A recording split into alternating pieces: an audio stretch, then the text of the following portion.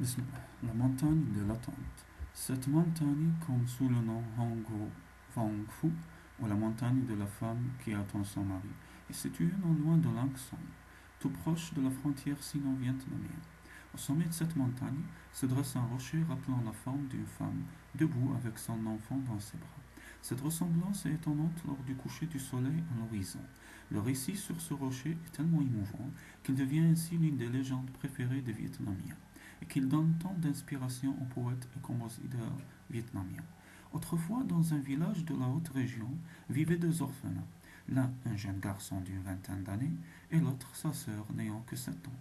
Comme ils étaient seuls au monde, ils étaient tout l'un pour l'autre.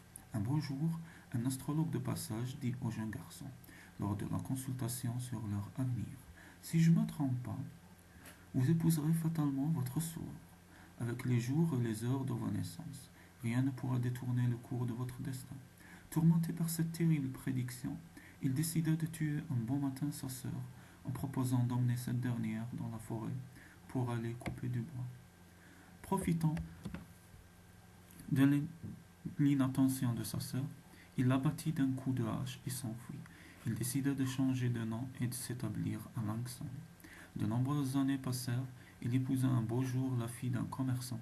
Celle-ci lui donna un garçon et le rendit heureux. Un beau matin, il trouva dans la cour intérieure sa femme en train de sécher ses longs cheveux noirs et assise en plein soleil. Au moment où celle-ci faisait glisser le peigne sur la chevelure qu'elle soulevait de l'autre main, il découvrit une longue cicatrice au-dessus de sa nuque. Abasourdi, il lui en demanda la cause. Hésitante, elle commença à raconter son histoire en pleurant. Je ne suis que la fille adoptive du commerçant. Orpheline, je vivais avec mon frère, qui pour des raisons inconnues, il y avait 15 ans, me blessa d'un coup de hache et m'abandonna dans la forêt. Je fus sauvé par les brigands qui m'ont revendu à un commerçant qui venait de perdre sa fille et qui avait pitié de ma situation. Je ne sais pas qu'est devenu mon frère et il est difficile pour moi d'expliquer son geste insensé. Pourtant nous nous aimions tellement.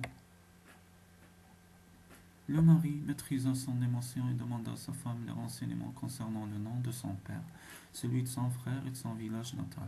Pris par le remords, tout en gardant pour lui l'épouvantable secret, il eut honte et horreur de lui-même. Il se força de s'éloigner de sa femme et de son enfant, en profitant de la mobilisation décrétée pour s'enrôler dans l'armée, et en espérant trouver la délivrance sur le champ de bataille, depuis son départ, dans l'ignorance de la vérité. Sa femme attendit patiente et résignée. Chaque soir, elle prenait son garçon dans ses bras et grimpait sur la montagne pour guetter le retour de son mari. Elle faisait le même geste depuis tant d'années. Un beau jour, arrivée au sommet de la montagne, épuisée et restée debout, les yeux fixés à l'horizon, elle fut changée en pierre, immobile dans son éternelle attente.